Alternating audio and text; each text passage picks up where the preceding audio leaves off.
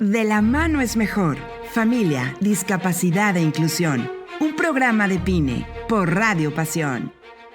Entonces hoy tenemos a 4 adultos con parálisis cerebral y estamos muy contentos de estar aquí en este espacio que es de todos y que nos sirve un poco para ir concientizando en esta parte de la discapacidad, en esta parte de la inclusión, no solo a los papás y a la comunidad de PINE, sino a la sociedad en general. Entonces, pues mañana es Día Mundial de la Parálisis Cerebral y con ese motivo, pues vamos a hacer esta plática. Una plática yo siento que un poco diferente porque como también somos una comunidad de padres, pues queremos que esta forma también de poner en el contexto a la discapacidad y más a la parálisis cerebral vaya cambiando, vaya transformándose. Y la vida de nuestros invitados, pues es un ejemplo de ello. Es un ejemplo de que no se quedaron en la narrativa o en el cuento que nos contaban allá afuera, o con el que quizá todavía están creciendo nuestros hijos, o sea, en mi caso. Yo creo que a partir de hace muchos años, y ustedes ahorita nos los van a contar, me gustaría que se vayan, que se presentaran, pero es como cada quien se contó su historia, ¿no?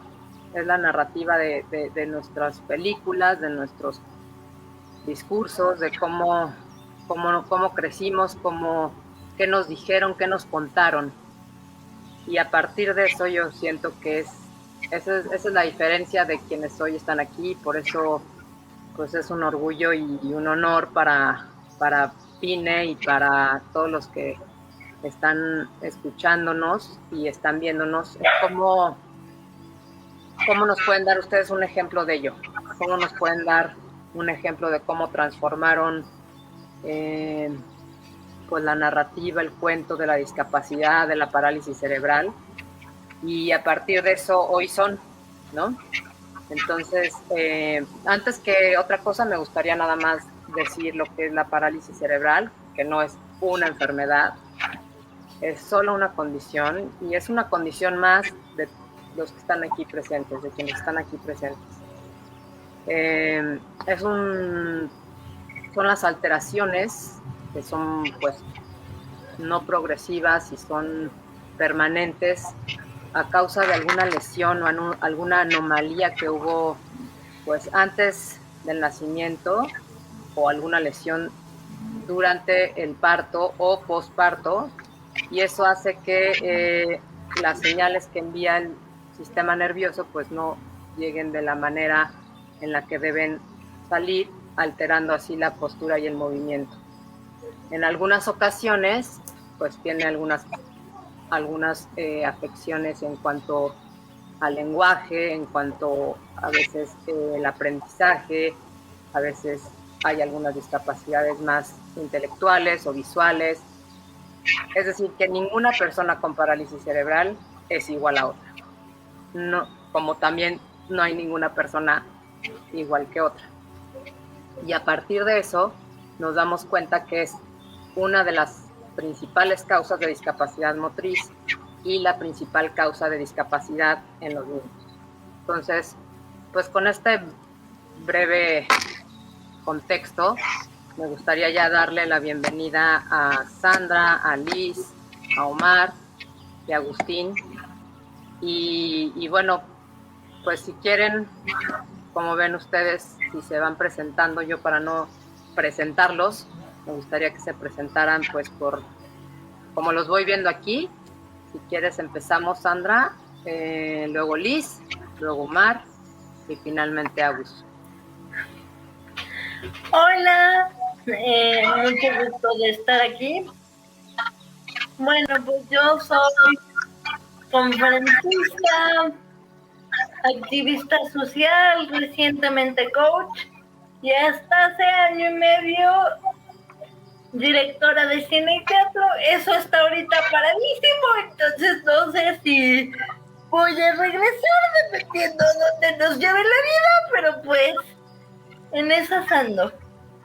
Y en cuanto a esto de vivir con parálisis cerebral. A mí esta condición me llegó por prisa, ¿verdad? Fui prematura al nacer, 3 meses antes de tiempo, y por eso es que se ocasiona la parálisis cerebral. Bueno, mi nombre es Luisa Vidal Castejón López. Estudié periodismo y comunicación. Yo nací de 6 meses, fui prematura, pesé 200 kilogramos y mi discapacidad es secuelas de parálisis cerebral, hipertonía y hipoxia neonatal. También estoy en el deporte adaptado, soy multimedallista, lanzadora de bala y jabalina, soy fotógrafa, conductora, conferencista, modelo y soy una persona con parálisis cerebral, ya que la parálisis cerebral es una habilidad que se va perdiendo y se van adquiriendo nuevas habilidades. Gracias. Gracias, Liz, por estar aquí. Bueno, hola, yo soy Luis Omar, tengo 26 años, estoy a una semana de cumplir 26 años. Y bueno, pues efectivamente yo nací con parálisis cerebral. Mi nacimiento fue nací de 5 meses y medio de gestación. Y bueno, pues hace de rehabilitación y una serie de cosas, él salió adelante y por eso estoy aquí. Y parte del por qué estoy aquí también es porque quiero compartir eso contigo, que a lo mejor estás atorado en alguna cuestión, que a lo mejor parte de lo que yo te platique aquí te puede llegar a servir. Muchas gracias. Gracias, Omar. Agus, traes apagado el micro. Sí, gracias, Sandra. ¿Qué tal? Muchas gracias por la invitación, Margarita, aquí a Pine. Un gusto estar con ustedes compartiendo esta mesa. Yo soy Agustín de Pavía Frías. De profesión soy abogado. Soy profesor de la Escuela Libre de Derecho y de la Universidad Panamericana. Me he dedicado al servicio público especializado en derechos humanos. También he asesorado de manera privada como abogado. Entonces, sí tengo experiencia. Para que vean el aspecto, tengo más de 40 años. O sea, yo vengo de otra generación de que no se podía hacer nada. Me acuerdo que cuando nací, mis papás me comentan que la perspectiva que ellos tenían era que iba a vivir en una casa, en una institución, en el suelo de la casa, y podría hacer algunas manualidades. Y realmente, de esa perspectiva a la perspectiva que yo vivo de que sí, efectivamente, con la educación, todo eso, puedo hacer más cosas de lo que los médicos me dicen, es como quitar las etiquetas de la parálisis cerebral. No te estoy diciendo que lo que te diga el médico, que van a ser las barreras, esas existen, pero hay maneras de superar esas barreras y de valorar qué puedes hacer con tu vida. Puedes tener sueños y cumplirlas, pero también tienes que tener un plan de vida que no solamente sea, te vas a rehabilitar y vas a vivir en casa. Puedes hacer cualquier otra cosa que tú decidas hacer. Tanto hijas, hijos, como los papás también tienen que ir viendo en el futuro qué quiere hacer. No solamente tu vida se va a definir en parálisis. Yo digo que tengo parálisis precisamente por ser orgulloso de romper el estereotipo de la parálisis y quitar ese estigma del diagnóstico, pero sí reconocer que dentro de la discapacidad motriz o física es un mundo y no puedes definir solamente en base a eso. Y otro detalle, la parálisis no es degenerativa, sí, pero tu vida es distinta en la medida que eres joven, adolescente y ya adulto. La misma vida te cambia tu situación física y esa situación física con la parálisis también cambia. Y eso es algún aspecto que tienes que ir planeando hacia el futuro y modificando las condiciones según la condición y ver que en un futuro sí tu cuerpo va a cambiar, tu parálisis va a cambiar porque tu cuerpo cambia. La parálisis no va a cambiar, pero tu circunstancia y tu habilidad va a cambiar igual con tu propiedad. No es la enfermedad, pero no es la enfermedad, sino es tu edad. Tu vida va a cambiar tu cuerpo. Entonces, tienes que ir pensando a futuro sin dejar de vivir y tener sueños. Gracias, Agus. Gracias a todos. Pues esto último que bien nos comentas es como parte fundamental para ir como también nosotros como papás, como ir viendo este camino que hay que ir recorriendo e ir acompañándolos, ¿no? Y a mí me gustaría como empezar por ahí, como empezar así como bien dices en el tema de quitar estos estigmas, esta perspectiva que tú llamas de la discapacidad. O sea, cada uno en cómo fue que les contaron la historia para que hoy estén aquí, ahí estén frente pues a papás como nosotros y a la sociedad en general, diciéndoles, es solo una condición más, yo soy Sandra, yo soy Liz, yo soy Omar, yo soy Agustín, y trasciendo mi discapacidad, porque ¿quién les contó la historia? Porque si hoy todavía existe muchísimas barreras, pues hace no tantos años, como bien dice Agus, pero hace 30 años, 20 años, pues la historia era diferente. Entonces, como bien dices, pues a mí me dijeron, eso me contaron, que yo iba a ir a una casa donde iba a hacer manualidades. ¿Qué te contaron a ti, Liz, de cuando te diste cuenta que tenías una condición diferente o que te veías diferente al resto de las niñas de la escuela? ¿Quién quiere comentar algo al respecto? Cuando ustedes se dieron cuenta de quién les contó, cómo se los contaron y cómo trascendieron eso. En mi caso fue muy chistoso. Digo, yo soy afortunadísima de tener la madre que tengo porque estoy consciente de que si mi madre no fuera quien es, yo no estaría aquí hoy hablando de todo esto. Pero fue muy chistoso porque no me daban ni 3 meses de vida y tengo 34 años, ¿no? Y todo eso es porque alguien luchó y le dijo, ¿cómo no?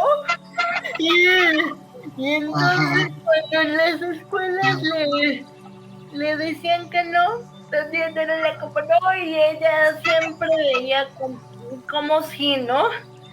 Y esto fue lo que a mí me hizo, pues que si a mi familia directa no me importaba, yo crecí con esta idea de que no tenía por qué importar.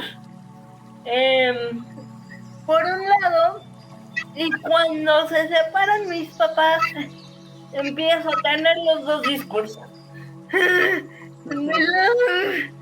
Del lado de mi mamá, pues todo esto de no es factor, y del lado de mi papá el discurso tradicional, ¿no? Entonces, de pronto conciliar y llegar a entender que había que priorizar más un lado que el otro en mi cabeza para que fuera posible fue una parte importante.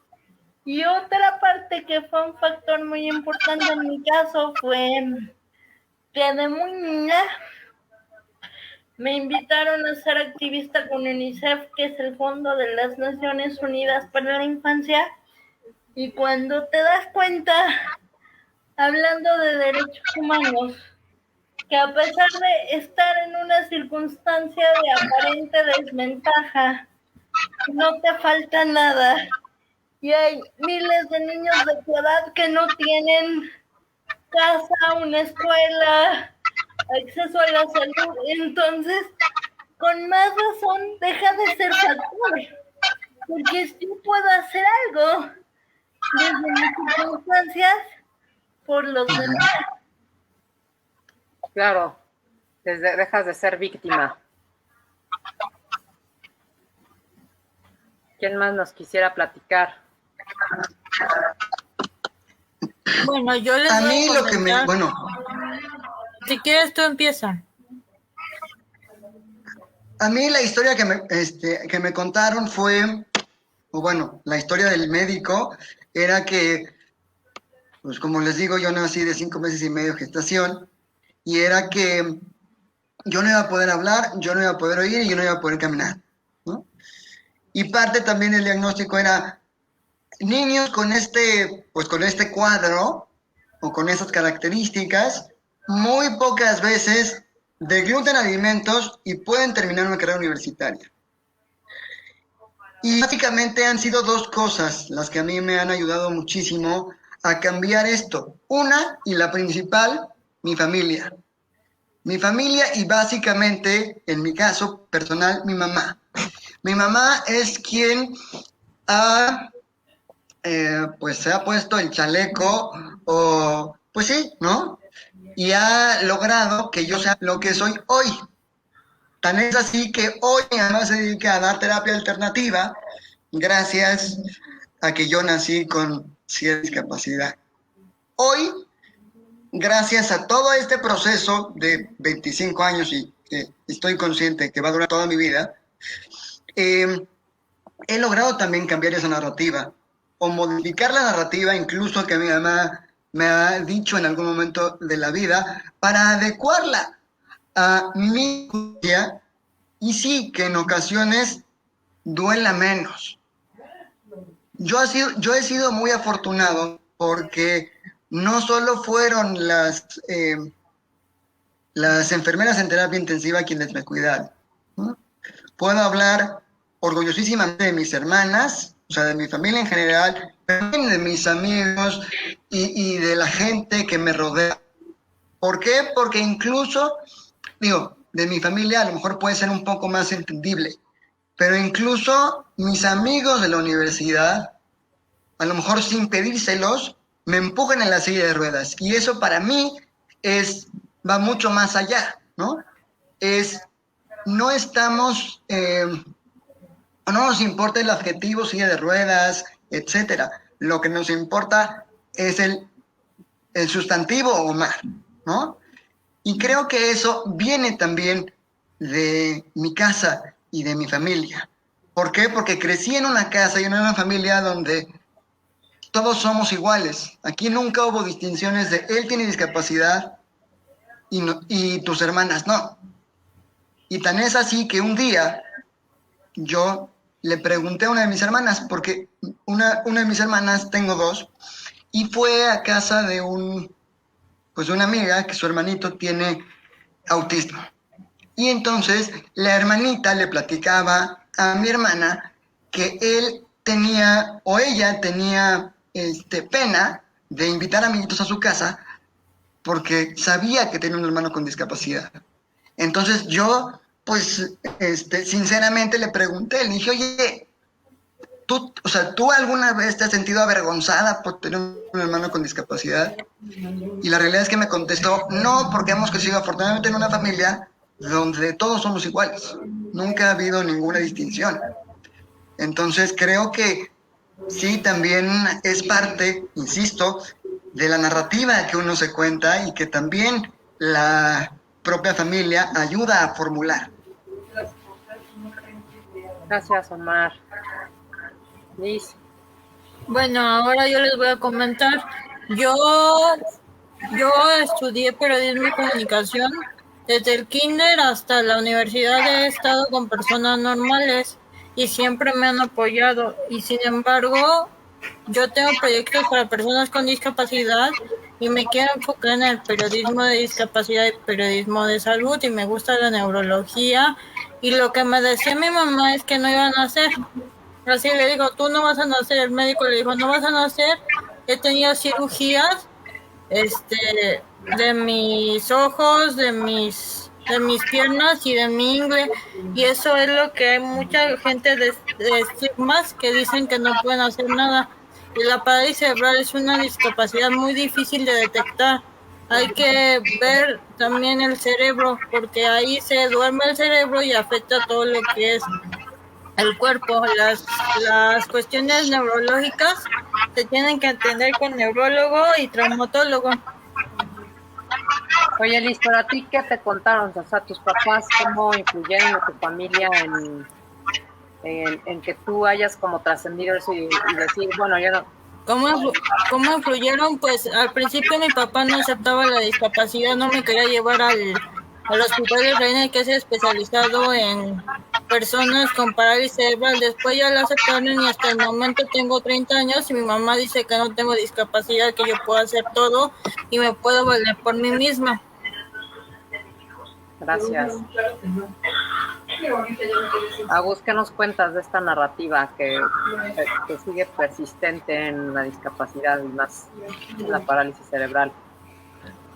Originalmente, como comentan todos, efectivamente la familia siempre tenías la rehabilitación, la terapia, tú puedes, todo el apoyo de familia. Digamos, mi mamá era mi medio de transporte, las terapias en casa, los terapistas, todos los costos. Pero también hay dos aspectos.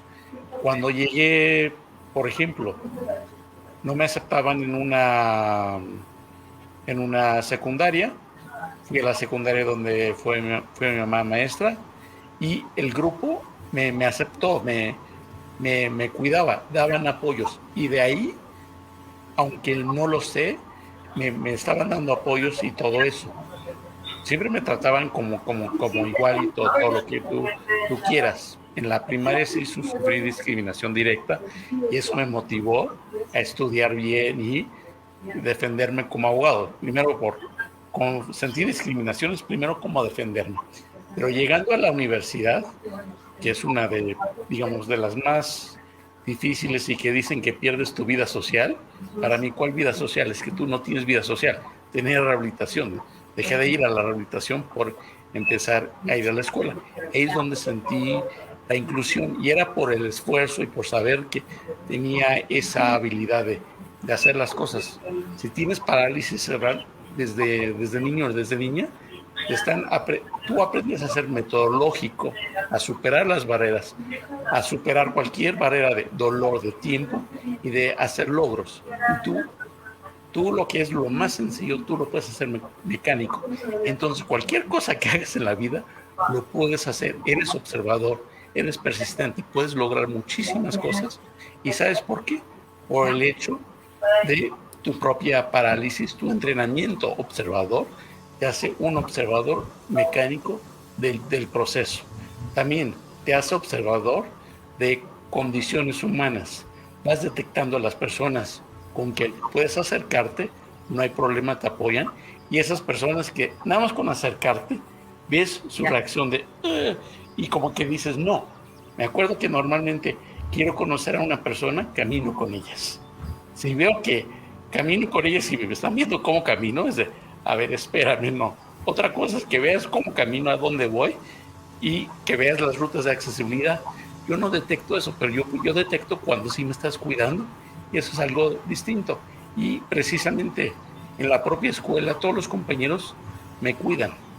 Ahorita soy profesor y por eso detecto ese grado de apoyo que recibí antes, porque ya empecé a ver ese grado de apoyo. Y ahorita que soy profesor es precisamente porque soy buen profesor, porque originalmente no hablaba bien, se me dificultaba en el examen, no podía decir cosas, pero ya reconociendo mi discapacidad y la parálisis, anteriormente tú la ocultabas.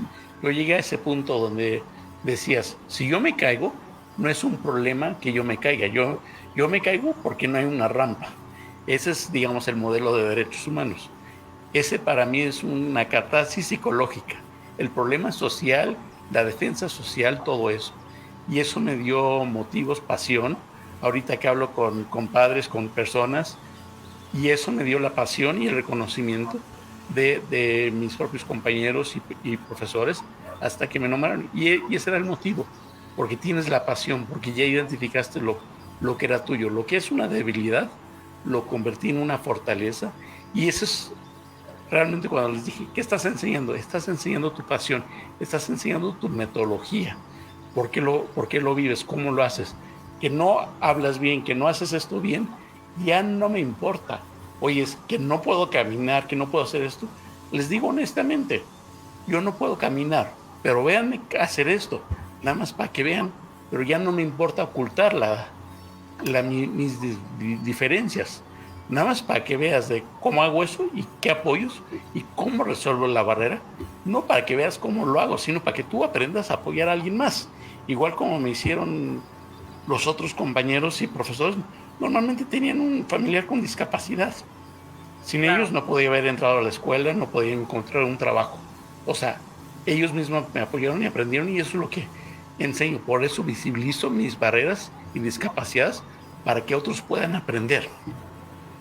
Justo eso, Agustín, qué importante, porque nos das una visión como muy diferente a nosotros como papás y a quienes también nos escuchan de esa parte débil y de esa parte de vamos a que todos entren por esa puerta que es así, de la sociedad moderna, y por ahí tienes que entrar.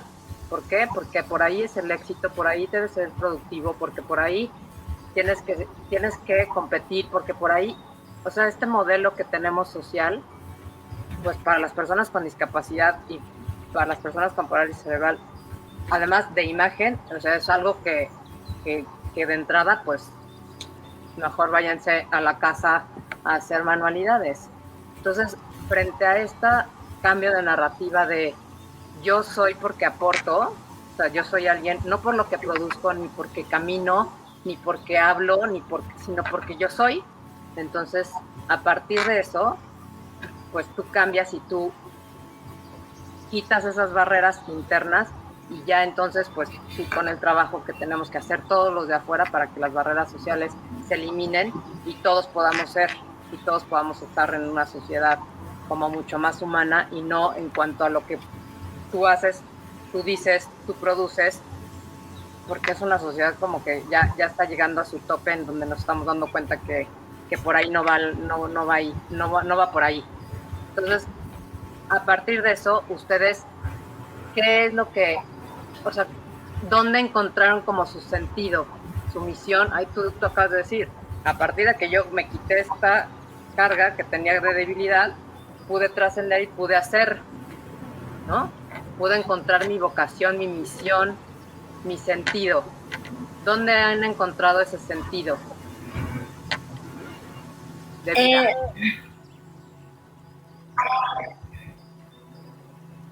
Sandra. Bueno, antes que nada quisiera comentar algo porque sé que la mayoría del público son papás. Es muy importante el equilibrio entre vida social y atender tu condición. Porque Agustín comentaba que no la tuvo, que él no tuvo esa parte social. Yo llegué a un punto en el que le decía a mi mamá, por ejemplo, enséñale a mis amigas cómo me cargan y cómo me llevan. Y nos salíamos solas a tomar un café en una plaza. Esa parte también es muy importante porque le quita peso a tu condición. Te vuelve un ser humano que también convive, que también quiere esa parte de hacer amigos, de conocer gente, y eso es muy importante. Y en cuanto a lo que decías del sentido, para mí fue el tema de darme cuenta que esto de los estereotipos no funciona, pero para nadie. Tú digamos, las personas con discapacidad, esto va más allá de eso. El estar encasillado en estos esquemas sociales no le funciona a ningún ser humano. Entonces, el poder ser factor de mejorar la vida de otros sin importar mi condición y de hacer este cambio de mentalidad y poderte poner en zapatos ajenos se ve en la mayoría para que todos entendamos que podemos transformar el mundo. Ese ha sido mi motivo. Gracias, Sandra. Liz. Bueno, mi motivo en la vida es ser perseverante y apoyar a personas con discapacidad. Y yo sé que nos ven muchos papás y tienen que ser independientes los hijos porque no nos van a durar mucho los papás. Y lo he encontrado en el deporte y en mi profesión, que es comunicación y periodismo. Me gusta difundir todo lo relacionado a parálisis cerebral, y yo no me considero una persona con discapacidad porque he adaptado mi entorno social y entorno físico para que las personas normales me puedan aceptar o puedan aprender de mí. Ay, como que se oye ahí medio extraño. ¿Ustedes oyen así? Sí. A lo Y mejor creo si que alguien silenciamos tiene eco. Sí, igual si silenciamos los micrófonos cuando no hablemos, puede ser que ayude. Pero, bueno, antes voy a hacer una breve pausa aquí de todas las personas que nos están viendo, pues los felicitan mucho, están pues de un excelente tema. Gracias Silvia, gracias Ofelia, gracias Silvia, tu alado, Gerardo Caballero, Ofelia Sánchez, gracias a todos los que se están conectando. También este espacio lo compaginamos con un programa de radio que también tenemos, hacemos el anuncio de un programa de radio que se llama De la Mano, y justo lo que busca en una estación digital, busca dar esta visibilidad, estos temas de inclusión de familia y discapacidad en Radio Pasión. Y bueno, pues agradecemos siempre el espacio y la oportunidad de poder transmitir cada 15 días estos temas tan importantes para todos. Así que muchas gracias Radio Pasión, siempre por el espacio y por la dedicación que ponen a estos temas. Y bueno, siguiendo aquí con ese sentido y con esa misión que después de este voragine que significa la discapacidad en un país como el nuestro, ¿cuál es, Omar, como el sentido o la misión que has encontrado tú como Omar trascendiendo la discapacidad? Como bien dice Sandra, quitando estos estereotipos, para ti, ¿cuál es tu misión y tu vocación en esta vida, tu sentido? Yo creo que mi misión es compartir todo aquello que voy aprendiendo para hacerle tengan discapacidad o no, pero sí lo veo yo, para hacerle la vida más fácil, entre comillas, al de enfrente, ¿no? ¿Por qué? Porque sí creo que en la vida pues nos topamos con muchas situaciones, pero siempre, yo he aprendido eso, que siempre va a haber alguien peor que nosotros allá afuera, y a lo mejor una palabra de aliento, una palabra pues sí, de empuje, le va a hacer mejor. En mi caso, mi sentido, pues también ha sido encontrar una narrativa que a mí me haga bien, ¿no? Porque, por ejemplo, mi mamá siempre a mí me había dicho me ha dicho que pues mi vida es un proceso y que voy a estar bien en cuanto a dolores y terapias, etc. Y estoy bien, la realidad es que estoy muy bien. Todavía falta mucho por hacer y mucho por recorrer, estoy bien. Pero a mí esta narrativa de vas a estar bien es un proceso, no me hacía, digamos, del todo clic. Porque yo decía, a ver, si nos vamos a esa narrativa, la vida de todo ser humano es un proceso. ¿Por qué? Porque naces, te reproduces y mueres, ¿no? Esa es como la narrativa tradicional. Y yo, como lo acomodé a mis creencias y a mi vida personal, fue, ok, ¿qué pasa en una parada de pits? ¿No? Yo lo veo así para que me duela menos incluso. Normalmente se le cambian las llantas, se le hace la operación, el balanceo, etc. ¿Qué es lo que pasa con nosotros o con gente como nosotros? La parada de pits la tenemos todos los días, o porque nos duele más la pierna, o porque a lo mejor un esfuerzo pues extra nos cansa un poco más.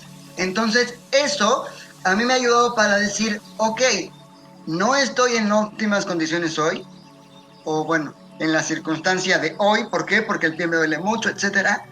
Pero mañana es una nueva oportunidad para empezar de nuevo e intentarlo de nuevo. Y creo que ahí está el secreto, ¿no? Intentar una y mil veces en esas semillas débiles para convertirlas, como decía Agustín, en fortaleza, ¿no? Súper bien. Y eso que nos dejas es lo que debemos hacer todos en el solo por hoy. Que solo por hoy estamos, solo estar consciente que estamos aquí y ahora y que la discapacidad pues es otra característica más de nosotros, o bueno, de los que vivimos con alguna persona con discapacidad, o ustedes que viven con ella, pero que nadie nos dice estar pensando en un futuro que eso va a pasar. O sea, lo que te decía tu mamá, vas a estar bien, es que hoy estás bien. Hoy estás bien y mañana, si hoy no estás bien, mañana vas a estar bien. Entonces, como recordarnos, no solamente ustedes, sino todos nosotros, el aquí y el ahora, sin dejar de tener la perspectiva y el futuro como en un tema de previsión.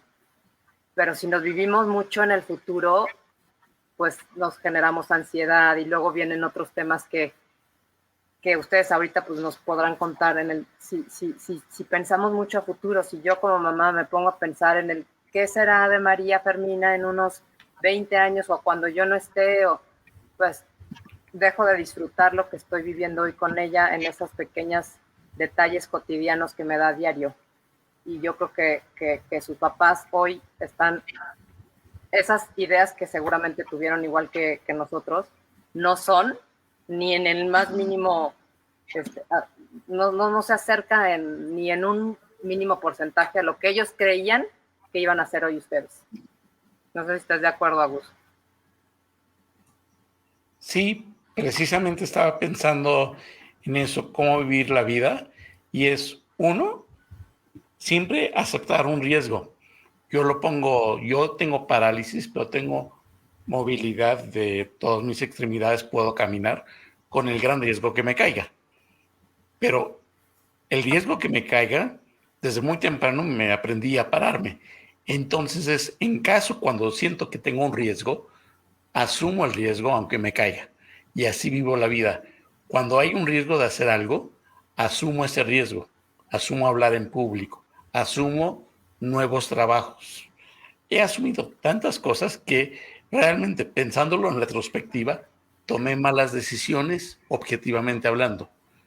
Para que yo pueda ir a trabajar, muchas de las cosas que he hecho perjudican más en lo económico, en lo físico, pero la experiencia nada me lo quita. Y esa experiencia me da más ánimo. Me acuerdo que en algún momento me dicen, ¿cómo puedes dar clases? ¿Cómo puedes dar conferencias? Es de, no sé cómo, pero ante un riesgo, ante un temor, yo voy adelante. Sé que me puedo caer, pero eso no me preocupa. Me acuerdo cuando yo iba a terapia, cuando ya era de 15 años, me empecé a sentir muy incómodo porque me empezaron a ver.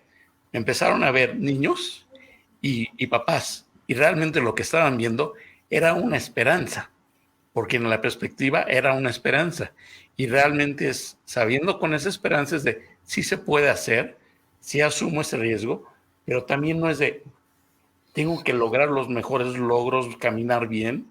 Yo ya tomo el riesgo de vivo la vida, vivo la experiencia, porque me han ofrecido buenas oportunidades y hacer cosas, pero yo ya digo, quiero tener una vida social, quiero tener, en vez de un currículum de terapias y de puestos que todos pueden tener, es de, ¿y tu vida realmente cómo la viviste? Va a ser de largo plazo. ¿Qué enseñas a los demás? ¿Tienes tiempo de enseñar a los demás? Y en ese sentido me acuerdo de una experiencia de las muchas que he tenido. Fui candidato a un cargo de elección popular y el último día de las elecciones pues ya cumplimos todo, salí a la calle porque todos salen a terreno, a la calle, y era, hablo con la gente, tengo la habilidad de hablarles de los temas que afectan a las personas. Ese es mi entrenamiento de derechos humanos, de resolver problemas, y salí a la calle y los otros decían, oye, es que motivas mucho al equipo que estás ahí porque estás adelante, es lo normalmente que hago. Pero me acuerdo el último día les dije, quiero ir a una zona donde sé que hay un centro de rehabilitación, porque sé que objetivamente a lo mejor no obtengo votos, pero el mayor impacto que puedo tener de alguien que vean que es un candidato que sea esto, puede ser eso. Y esa es la única vez que realmente te das cuenta porque tú caminas y te buscan gente, y ahí era no me buscaron gente, más bien estoy ahí y todos me buscaban, y hay un grupo. Ahí es cuando tuve que hablarlo más y era más directo y saber con cualquier duda, cualquier comentario, y esa es la mejor experiencia que tengo, porque sé que cambié la vida aproximadamente de 100 personas, y sé que como las personas me ven, les puedo cambiar la perspectiva de cómo se está haciendo y de saber las barreras. Actualmente yo no veo mi parálisis cerebral, veo el asunto de las demás personas, diversas discapacidades. Personas con discapacidad intelectual requieren un apoyo, requieren fácil lectura. Casi todos los servicios y toda la vida de una persona con discapacidad intelectual, una persona con parálisis lo vive en cierto momento diferente, porque es diferente, pero los servicios son muy similares.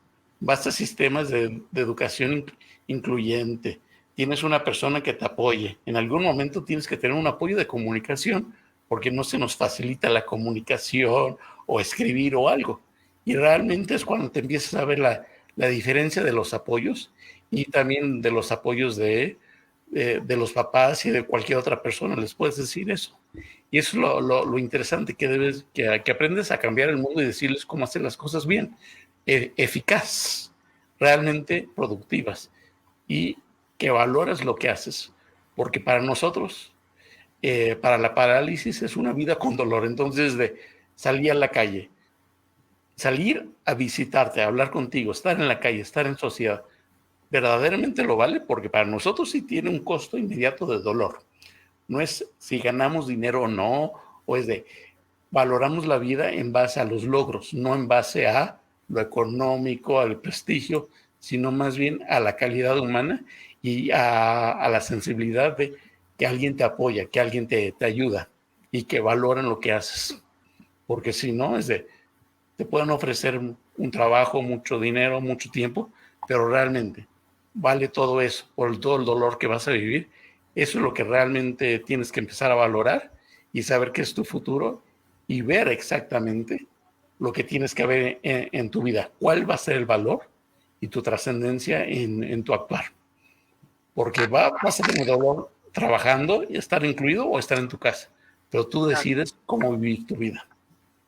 Claro, y eso yo creo que va para todos, ¿no? O sea, pero la verdad es que como que siempre que lo digan ustedes, aunque suene un poco, o a lo mejor yo como mamá, como un poco, como un mucho en el tema de esperanza, pues nos da como muchísimo aliento el saber que ustedes abren brecha, que ustedes abrieron ya brecha para que nuestros hijos continúen, para que nosotros como papás reconozcamos la labor que hicieron los suyos, para que hoy estén aquí, para que hoy hayan trascendido esa condición y hoy sean unos profesionistas pues plenos, felices con sus dolores, pero con los dolores de la vida que también a lo mejor muchas personas los tenemos o los tienen de diferente forma. El tema de la pandemia yo siento que es como un gran ejemplo de esta incertidumbre y de este golpe inesperado que a ustedes les tocó, que a nosotros como papás nos tocó cuando nacieron nuestros hijos. Entonces, pues nos adaptamos, ¿no? Y ustedes se han adaptado a la vida de este mundo moderno. Y es un gozo y es un honor, la verdad, escucharlos, sus experiencias, sus ejemplos. Y bueno, ya para un poco aligerar el tema más formal, cuéntenos cuáles son sus hobbies. ¿Qué les gusta hacer en sus ratos libres? Liz. Pues a mí me gusta cantar, leer, ir al cine, sacar fotos, editar videos, salir con mis amigas, entre otras muchas cosas. ¿Tú, Omar, qué haces en tus ratos libres, tus hobbies? Yo, pues, hago radio normalmente, y bueno, lo considero hobby porque me encanta, es una cosa que me encanta hacer en la vida. Otra cosa, aunque luego muy mal, es cantar, ¿no? Tengo un grupito de amigos, y me da risa porque digo grupito de amigos y son 2 personas, con las que me encanta cantar, y por lo menos cada 15 días, 3 semanas vienen a cantar, y ha sido padre también. Ahorita que comentabas lo de la pandemia, ha sido muy padre porque en este tema de los ratos libres y los hobbies, ¿no? Que te digo, cantar es como el más, pues el más recurrente. Mis hermanas, ahorita que no hay a dónde salir mucho y cosas que hacer fuera de la casa, mis hermanas se han incluido, y entonces mis propias hermanas con mis amigos, y entonces se ha hecho ahí una comunidad muy, muy bonita. Qué padre. ¿Tú, Andrew? Bueno, hobbies, lo que más amo en esta vida es estar con mis perros. Yo sí soy de las que sus perros son sus hijos. Yo sí soy de esas. Tus perrijos. Me gusta cocinar. Claro que mi versión de cocinar es más dar instrucciones que otra cosa. Los chefs ya son así, ya solo dan instrucciones, creo. Sobre todo la repostería me gusta mucho. Evidentemente ver películas e ir al teatro es un hobby que disfruto muchísimo. Y viajar me encanta. Yo no me puedo quedar quieta. Cuando puedo salir y viajar y estar en otro lugar, lo aprovecho siempre. Qué padre. ¿Tú, Agus? Mis hobbies es la tecnología. Realmente aprender de tecnología y de nuevas cosas, porque yo soy de otra generación donde no había computadoras. Es decir, sin computadora yo no podía hacer muchas cosas. Entonces aprendo a programar, aprendo a hacer cosas, aprendo a ser autosuficiente. Me gustan las películas. Me gustaba bailar, pero realmente no he bailado en 3 años. Entonces no sé, después de 3 años, qué tan fácil será volver a bailar, y también sería difícil. Y también me gusta nadar. Ya realmente yo no tengo rehabilitación, sino más bien nado como una actividad propia. Tiene su efecto físico, pero también es como un hobby nadar, porque me gusta. Oigan, y así también Liz, que eres atleta, y los demás se mantienen con el tema de la rehabilitación, que ya también creo que en algún momento, pues como ustedes seguramente lo vivieron con sus papás, o sea, ya no hay más terapias, pero sí recomiendan, como en el tema ya de adultos, ustedes como que sigan nuestros hijos o las personas con una parálisis cerebral, el continuar con algún deporte para mantenimiento de, pues, el tema de la espasticidad o el tema que puedan tener cada persona. Sí, evidentemente, o sea, el mantenimiento físico es algo que no dejas de hacer, pero sí, la terapia formalmente llegó un momento, o sea, para mí fue muy incómodo. Para mí llegó un momento en la vida en el que era muy incómodo, me ponía de malas, me frustraba, me peleaba con todo mundo, y entonces cumplí 18 y dije, vaya, hasta aquí llegué, ahí se ven. Muchas gracias. Fue Mayoría de edad, adiós, lo que digan mis o papás. sea, ya puedo decidir, ok, la primera decisión es esta, con permiso. Y literal fue la primera decisión, o sea, pero siempre ha estado esta parte de encontrar cómo. Por ejemplo, tengo una amiga que da yoga adaptado y que hasta antes de la pandemia venía a darme yoga. Soy mucho de masajes y acupunturista y todas estas cosas como de medicina alternativa que ayudan también. Y sí, el agua es maravillosa, lo comparto con Agustín, cuando se puede, es una maravilla. O sea que natación es la onda para todos, ¿no? Yo creo. Es un del deporte más completo, según tengo entendido. Así que, pues de la rehabilitación o terapias podemos pasar a la natación o algún otro deporte. Porque creo que los papás nuestros hijos nos van a decir exactamente lo mismo a los 18 años. Sí. Por ejemplo, me acuerdo, yo a los 30 años regresé a la terapia porque empecé a trabajar y con dolores. Y cuando volví a adquirir y conocer mi terapista, lo primero que me dijo no es aprende a moverte, aprende motricidad, a todo eso, sino más bien, ¿qué quieres hacer? Y es de, quiero poder abrazar a gente, puedo saludar a gente, puedo bailar. Y en base a una función social empezamos a hacer la terapia. Y no era de que sí estaba bien, sino era una función. Y otra cosa de la natación, tiene una función social, es más fácil decirles, voy a la natación, si no voy hoy, voy mañana, cambio la hora, porque el terapista, como son especialistas, no puedes decir, llego media hora después. Claro. Antes. Realmente la terapia, las funciones de actividad física son más sociales, tienen un efecto más amplio que un efecto de terapia. La terapia es individual. Todas las actividades que estaba haciendo Sandra tienen una actividad social de conocer a gente. Es por eso que nosotros ya lo asumimos como algo social, no como algo médico. Claro, con la necesidad de, si no lo tienes, también tienes que ir con tu médico y conocer tu centro de rehabilitación para que el día de, oye, es que me torcí, es de, bueno, voy con el médico, un masaje, cualquier cosa de, ya sé cómo, haz esto, lo otro. Gracias, y estoy alineado. Hasta la próxima. Pero sigues con tu actividad.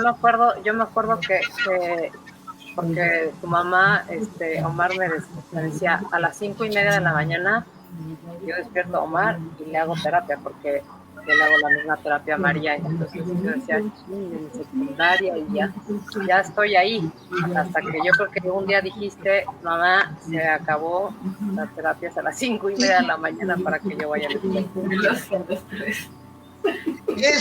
Y también es parte de un proceso bien complicado, creo yo, ¿no? Porque estás constante, digo, ahorita ya menos, porque ya entiendes ciertas cosas y ya acomodaste uso, porque sí, está el acompañamiento, pero hay cosas, y aquí yo creo que mis compañeros no me dejarán mentir, hay cosas dentro de tu propia condición que por más que tu mamá, tu papá o tu abuelita quieran hacer que entres en razón, tú solito, con el paso del tiempo y con tus propias experiencias, tienes que ir acomodando las piezas dentro del rompecabezas, ¿no? Y a lo mejor sí, o sea, yo lo viví también, ¿no? O sea, mi mamá llegó a un punto donde era una frustración enorme porque a lo mejor veía que yo no me estaba rehabilitando quizá a la velocidad que yo hubiera querido. O, no sé, a lo mejor un ejemplo muy banal quizá es... ella, desde que yo era niño, me decía, abróchate el zapato bien. Y entonces yo, cuando era niño, decía internamente, decía, bueno, pues, si no me lo abrocho no creo que pase nada. Hoy, muy pocos zapatos se acomodan a la deformidad de mi pie. Pero si eso yo lo hubiera entendido desde ese entonces, por mi nivel de conciencia a lo mejor, mi realidad en ese sentido podría ser distinta y podría usar el zapato con la forma del zapato que a mí se me diera regalada gana, ¿no? Lamentablemente no fue así, no lo entendía así, por la circunstancia, por ser niño, etcétera, que me toca aceptar eso y decir, bueno, no lo puedo cambiar, ¿no? Pero sí puedo motivar a la gente con este tipo de prácticas y con este tipo de cosas, ¿no? Esa es la idea, que los zapatos, aunque no nos queden, puedan adaptarse a nosotros. Bueno, a mí me han dado hidroterapia y delfinoterapia. Los delfines son como los humanos, son muy inteligentes, y en el DIF Morelos me dieron lo que es tanque. Es como burbujas para aliviar mi dolor de espalda, tengo escoliosis. Entonces ese trabajo me dieron masaje, me dieron terapia ocupacional, terapia física, y mejoré mi motricidad fina y gruesa. Y también he adaptado lo que es voleibol de playa, voleibol sentado, y falta adaptar la gimnasia rítmica y la gimnasia artística, que se unen con el Comité Paralímpico Internacional y con el Comité Olímpico Internacional, para que ustedes, como no son atletas de alto rendimiento, son personas que hacen actividad física, se unan y se puedan rehabilitar. Yo dejé de rehabilitarme a los 11 años y aún así he mejorado mi elasticidad para tener una vida familiar y encontrar una persona con discapacidad o sin discapacidad que pueda tener una vida normal y así poder tener un bebé sin condición de parálisis cerebral. Muy bien, gracias, Liz. Oigan, pues nos podemos quedar aquí, plática y plática, pero el tiempo no nos permite seguir y seguir. Uy, sí, porque además Liz ya empezó a tocar temas de maternidades y parejas y demás, y si no, de amores y desamores. Pero sí creo que sería una conversación muy interesante de continuar.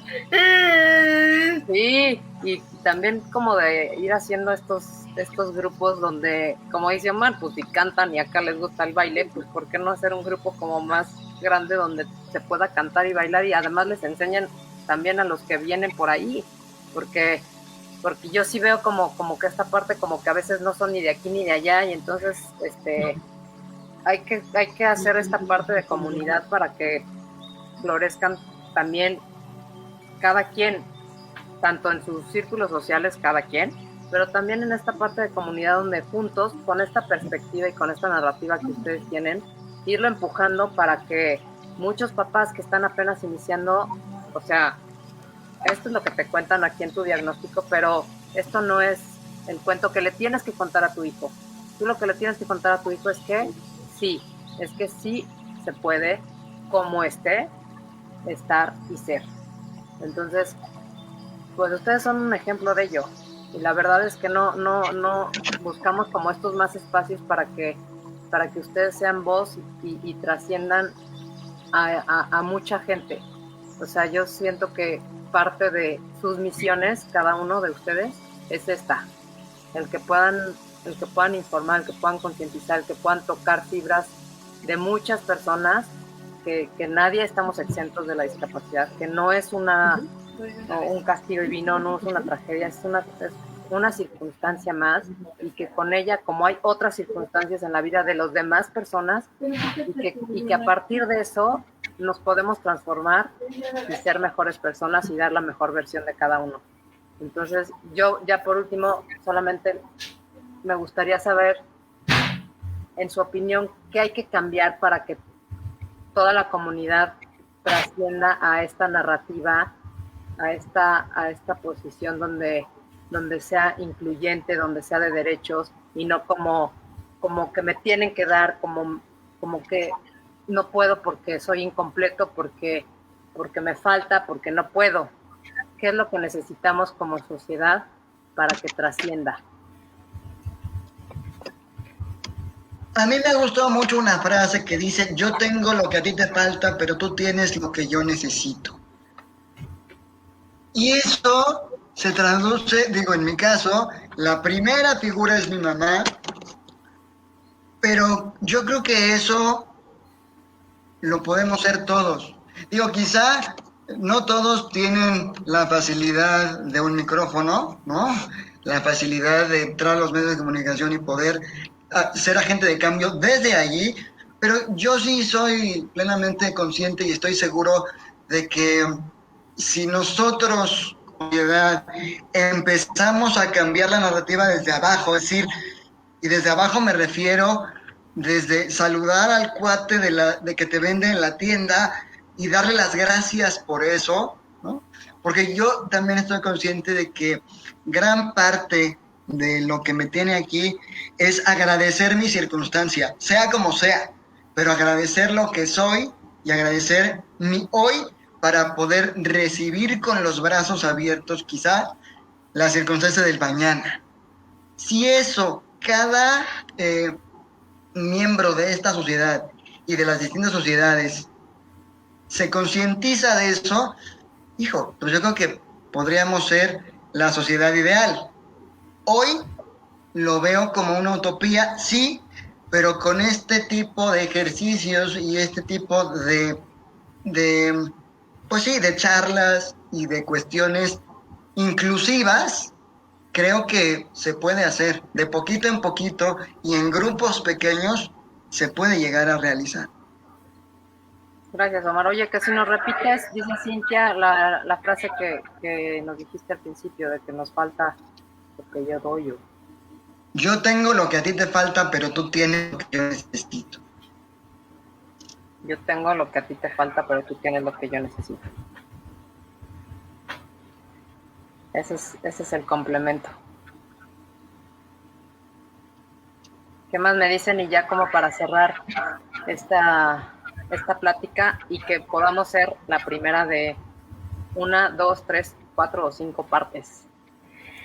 De hecho, a mí me gustaría adaptar todo el mundo porque no hay casas adaptadas, no hay calles adaptadas, no hay personas, parejas o matrimonios adaptados, no hay cierta conexión entre el cerebro y todo el cuerpo, porque si lo manejamos a neurología, porque a mí me gusta la medicina, todos los lóbulos, ya sea el frontal, que es el de aprendizaje, memoria y demás, y el occipital, que es visión, y entre otros, nosotros podemos dar como ejemplo a las sociedades y a los padres de familia que nos están viendo y nos están escuchando.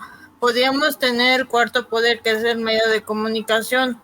No todo se puede reflejar, no todo se puede escribir, hay que tener ese tacto, y más con el periodismo de discapacidad, ya que se tiene que adaptar toda la ideología de las personas convencionales a las personas con discapacidad. Por ejemplo, pongo el ejemplo de mi abuelita, tiene la misma discapacidad que yo y le he dado terapia, he ido a su casa, lamentablemente ya está en un estado degenerativo porque tiene cáncer y tiene Alzheimer, y mi abuelito tuvo embolia y me dijo: yo me quiero morir hasta que tú camines, y yo le regalé esa medalla de oro. Él ya tiene 13 años de muerto, murió en el 2013, creo que 17, perdón, y siempre lo recuerdo, y gracias a mi entrenador Aníbal Vilchi Rosales, que es como mi papá y mi auxiliar deportivo, porque no nada más es la mamá, ustedes lo ponen como ejemplo, pero yo me he tenido que cortar el cordón umbilical o tener ese desapego familiar para que otras personas me enseñen, porque los papás se van a ir al cielo y nosotros nos vamos a quedar, y eso va a trascender de generación en generación. Por eso digo que no quiero tener un hijo con discapacidad, y menos con parálisis cerebral, porque es una discapacidad o una capacidad muy compleja. Gracias, y espero que haya segunda parte, que voten los seguidores en redes sociales, y estaré presente si me invitan de nuevo. Gracias. Gracias, Liz, claro que sí. Yo creo que la clave es dejar de idealizar o satanizar cualquier condición. ¿A qué me refiero? Por estar aquí en circunstancias diferentes a la mayoría de personas con parálisis cerebral, no somos un ejemplo, no somos superhéroes, no somos bendiciones, somos personas hechas y derechas con virtudes y defectos y caracteres y enojos y mañas y demás. Eres ser humano, eres persona antes que tu condición. Eso, por un lado, poner a la persona antes que la condición, y por el otro yo creo que es cambio de mentalidad, pero de una mentalidad que va más allá del tema de una limitante física. Si nos fijamos como sociedad, siempre que pensamos en las posibilidades, primero pensamos en negativo. ¿Por qué no puedo? ¿Por qué es difícil? Entonces, por eso estamos acostumbrados a limitarnos y a ver las limitantes en los otros. Si en lugar de ver de entrada el por qué no, o el defecto, o la limitante, empiezas a ver el por qué sí, o el cómo sí, primero en ti, y luego en otros, la vida cambia. Buenísimo. Qué buen cierre, Sandra. Gracias. Porque sí, a partir de estas limitaciones, si nosotros desde que nos dicen el diagnóstico vemos lo que sí van a ser, lo que sí van a poder, los vamos a potencializar. Y nos vamos a potencializar nosotros, lo que sí podemos, lo que sí somos, lo que sí damos. Agustín. Sí, a lo mejor para cerrar sería interesante, ponte en mi lugar y venme en el lugar del otro. Por ejemplo, ¿Ponte en mi lugar y qué? Ponte en mi lugar y ponte en el lugar de otro. Por ejemplo, a un papá con discapacidad, un tío con discapacidad, una persona con discapacidad en la boda, que sea novio o novia, realmente piensa en los apoyos que requiere. No pienses que no, pienses todo lo que se puede hacer y cómo se puede hacer. Que ese es el problema de visibilizar a la gente, y por eso me gusta de, oye, eres adulto, puedes hacer esto, para que tú no creas que no puedes, sino más bien va a ser diferente, pero sí se puede. La otra cosa es de amerita el esfuerzo ser tan diferente, y además, ¿qué apoyos requieres? Porque, y también, no solamente pienses en tu discapacidad. Normalmente yo ya pienso en personas con apoyos más intensos, por ejemplo, con discapacidad intelectual, otras discapacidades. Es de, a ver, si puedo lograr una solución para el que una persona con una mayor discapacidad pueda ser director de algo, un presidente, un algo, si ya logré buscar la solución, ya encontré la solución para todos. Pero tienes que ir viendo cómo buscar esas soluciones para ver, no se puede, sino ya futuro. Imagina tu vida en ese puesto, en el puesto más alto, sin límites. Vas a necesitar apoyos. ¿Cuáles son? Imagínate cuáles son, y si tú estás en la posición de construirlos, lo puedes hacer. Por ejemplo, pongo este ejemplo. Mi papá fue a una universidad. Sus compañeros conocían que yo tenía discapacidad. Es un grupo muy cerrado de comunidad. 20 años después, yo ingresé como alumno a esa misma universidad. Muchos de ellos, que también fueron profesores, no se imaginaban que iba a ser alumno. 15 años después, después de ver y encontrar el nicho de defensor, soy profesor. Ellos tampoco se imaginaban que soy profesor. ¿Y por qué? Nadie lo pensó. Y solamente algunos que sí conocían y que sí podía, poco a poco me motivaron a hacerlos. Pero ahorita yo estoy pensando, ¿qué pasa cuando yo tendré un alumno, una alumna con discapacidad? ¿Cómo le daré esa atención? Es decir, tienes que pensar a futuro de cómo eliminar las barreras. Gracias, Agus. Pues un placer. El cómo sí ser.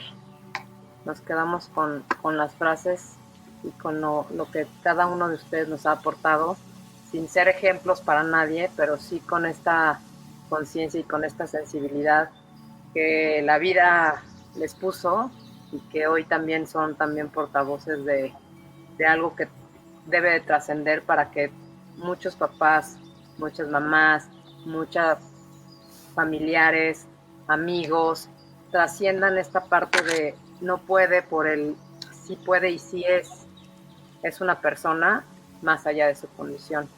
Es alguien que aporta y que los demás le aportan a ella o a él. Entonces, yo creo que nos quedamos con muchas lecciones en esta plática. La verdad es que fue un gusto y un honor estar aquí con ustedes. Agradecemos también a la producción y edición de este programa a Ricardo Gómez y a todo el equipo de Radio Pasión. Y pues los invito a la próxima, ¿no? ¿Cómo ven? Claro. Claro, sí. Por Claro. supuesto, aquí estaremos. Les agradecemos mucho a todos los que se conectaron. Esta plática va a quedar también ahí colgada en nuestro Facebook y también se va a transmitir por radio. Así que pues nos vamos a ver la siguiente. Gracias a todos los que son comunidad PINE y gracias otra vez. Un honor, Sandra, Liz, Agustín, Gracias. y Omar. Muchas gracias por todo. Muchas gracias. Gracias.